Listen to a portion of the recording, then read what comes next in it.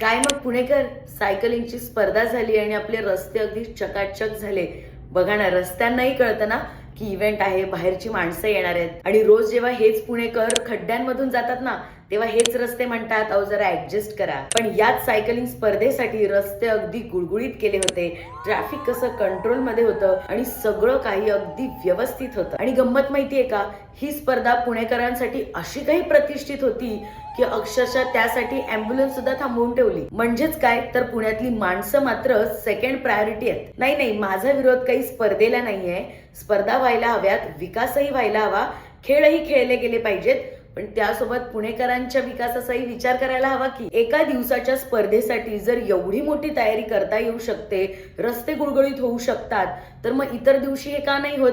पुणेकर इतके महत्वाचे वाटत नाहीत का? बरं, मी तर म्हणते ही स्पर्धा प्रत्येक जिल्ह्यांमध्ये, प्रत्येक राज्यामध्ये घ्यावी. किमान त्या निमित्ताने तरी रस्ते नीट होतील. अहो, पुणे चमकवायला काय, आम्हाला अख्खा देश चमकलेला आवडेल, पण तो तितकाच वाचवला गेला पाहिजे, हे जरा आम्हाला जास्त आवडेल. नाही, या सगळ्यावर तुम्ही विचार करा. तुम्हाला काय वाटतं ते कमेंटमध्ये नक्की कळवा.